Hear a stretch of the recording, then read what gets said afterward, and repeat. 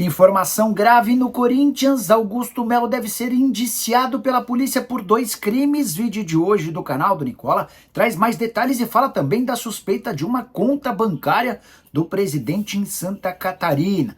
Bora te atualizar sobre o São Paulo. Zubeldia cai. Rafinha tem alguma chance de assumir como técnico? E o Dorival de fato pediu 3 milhões de reais por mês? Esclareço todos esses temas daqui a pouquinho e falo também a respeito do Palmeiras e o processo de renovação de contrato de Piquerez. Já no Flamengo, a Arrascaeta deu outra grande resposta aos haters. Falo também, para completar, sobre Pedro Caixinha e sua situação no Santos. Tem as últimas do mercado, por que Gabigol foi barrado pelo técnico Leonardo Jardim no Cruzeiro e muito mais.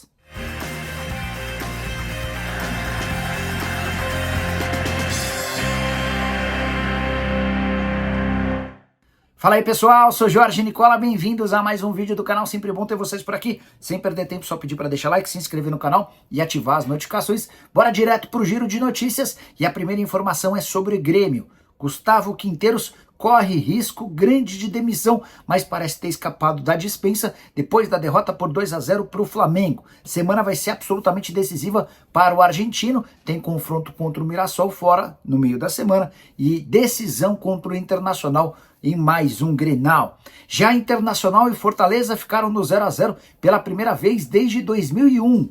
Lá se vão, eram 20 jogos em que pelo menos um dos times marcava gol, mas o empate acabou sendo o resultado definitivo da partida no Castelão. Por falar nesse jogo, queria contar que o jogo do Fortaleza, do Bahia, do Grêmio e do São Paulo terminaram com vaias dos torcedores mandantes. Muita irritação pela falta de desempenho e também resultado. Já o Galo é o time que mais finalizou no Brasileirão, foram 83 chutes.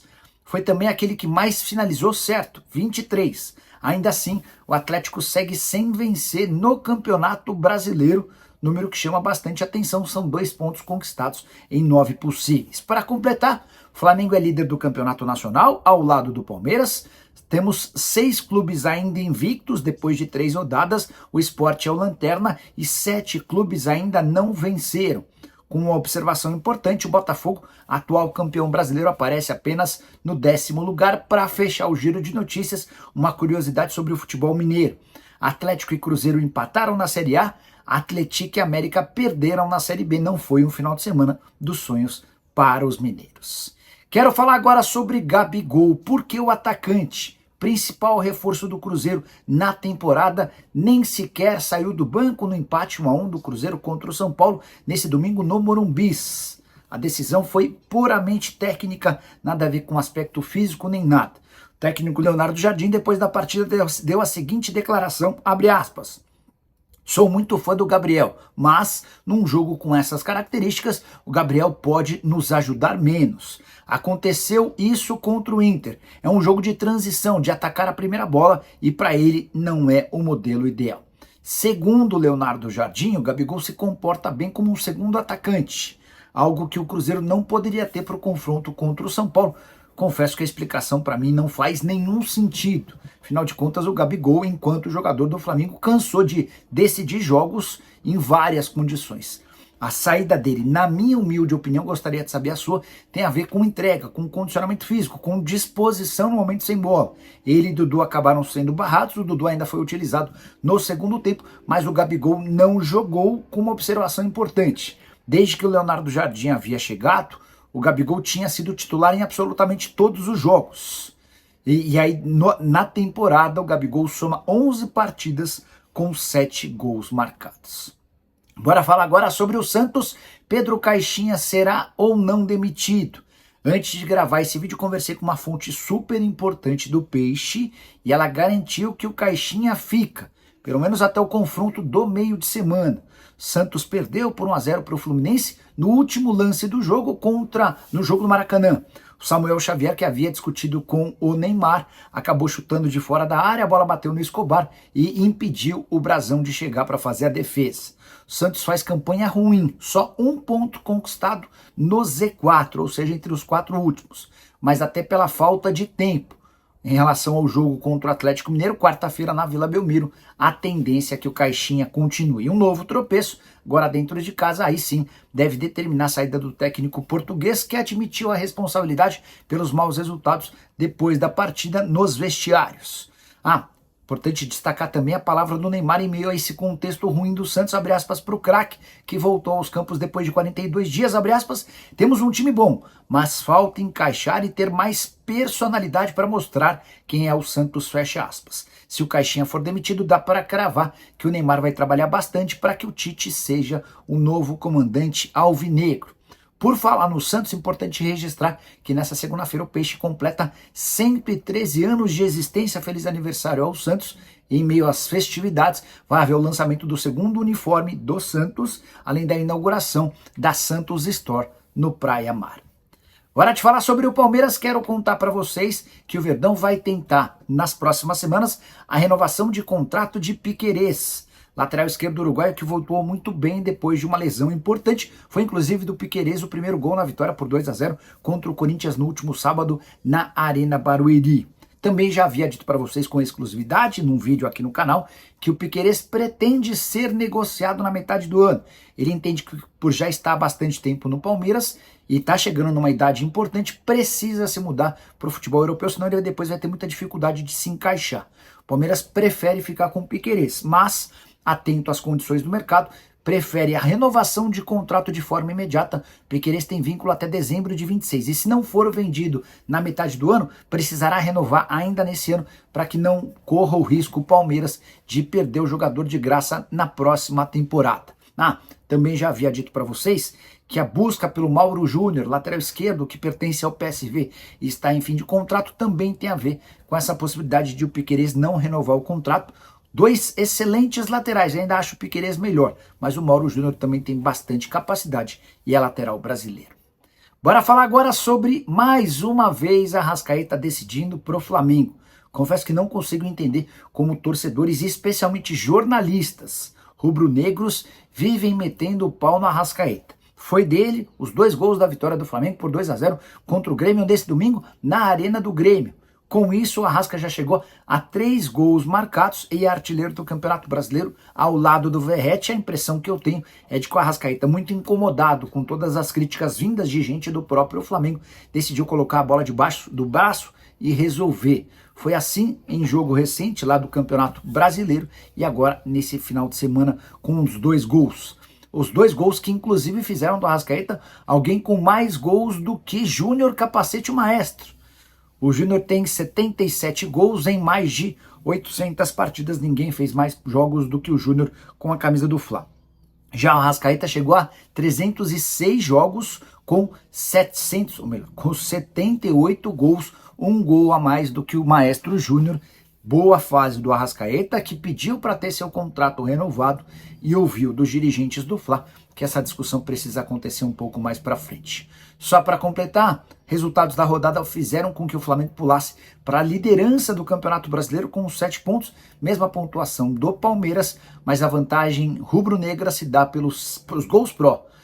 O Flamengo tem 5 gols pró, contra 4 gols pró do Palmeiras. A saideira em relação ao rubro-negro, Matheus Gonçalves, meio atacante que até chegou a jogar com um pouco mais de espaço com o Felipe Luiz no ano passado, está na mira de Ajax, da Holanda, e Como, da Itália.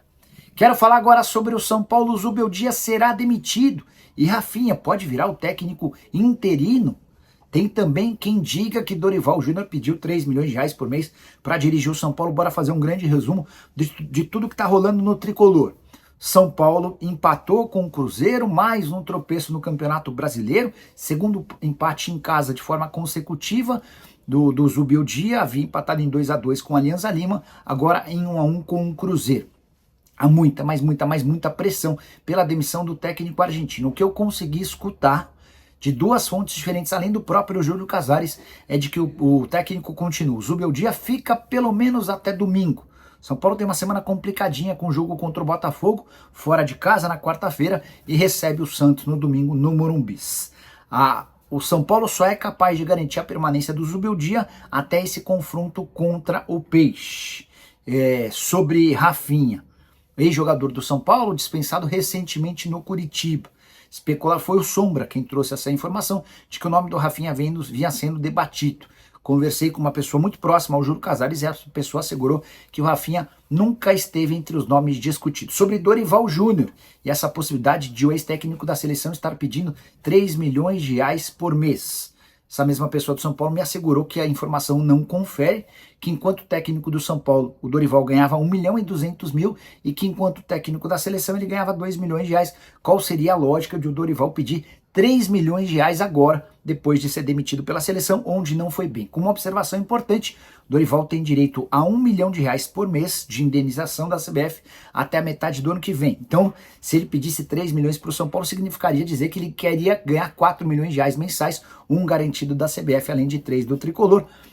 Sigo com a minha informação de que o São Paulo já fez chegar aos ouvidos do Dorival a intenção de contratá-lo. O Dorival pediu alguns dias de descanso e disse que conversa com o Tricolor se de fato o Zubeldia for demitido. Bora fechar o vídeo para falar sobre o Corinthians. Informação importante e grave. A Polícia Civil deve indiciar Augusto Melo, Sérgio Moura e Marcelo Mariano no caso Vaidbet. As investigações estão chegando no fim e o inquérito deve ser finalizado no fim desse mês, no máximo no início do mês de maio. E o delegado Thiago Fernando Correia afirma ter elementos suficientes para indiciar Augusto Melo, Sérgio Moura e Marcelinho por associação criminosa, que equivale à formação de quadrilha, além de lavagem de dinheiro com receitas desviadas do Corinthians. Essas informações foram trazidas em primeira mão pela Gazeta Esportiva nesse domingo, depois que a Gazeta teve acesso a um relatório que inclusive foi enviado aos 3 dirigentes corintianos citados. O Marcelo Mariano nessa segunda, o Sérgio Moura na terça e o Augusto Melo na quarta estão intimados a prestarem esclarecimentos, depoimento na polícia. Se não aparecerem, serão reconvocados para a semana que vem. E se mais uma vez não falarem, o inquérito será fechado sem a palavra dos 3 dirigentes. Só para registrar ou completar. De acordo com essa investigação, que já dura mais de um ano, a Polícia Civil afirma que a rede social mídia, empresa do Alex Cassundé, teria sido criada para desviar os 25.200.000 reais de comissão no contrato com a Vaidbet num período de 3 anos. Para arrematar, outra coisa tão importante quanto, também de acordo com esse relatório que foi enviado aos dirigentes corintianos, a polícia identificou depósitos em empresas ligadas ao crime organizado. E mais, que o Augusto teria uma conta bancária em Santa Catarina e há registros de depósitos frequentes e em dinheiro vivo a partir de dezembro de 2023 nessa conta em Santa Catarina. O Augusto se rebelou contra essa informação, reclamando que o Thiago Salazar, repórter da Gazeta, publicou a questão envolvendo a conta bancária em Santa Catarina sem nem sequer ouvi-lo, que trata-se de uma grande mentira e que ele nunca teve conta em Santa Catarina. Os próximos dias prometem ser determinantes em relação a essa história e eu vou estar aqui para contar todos os detalhes para vocês. O que pensam sobre isso tudo que eu já falei? Não esqueçam de deixar like, de se inscrever no canal, a gente se encontra mais tarde. Tchau!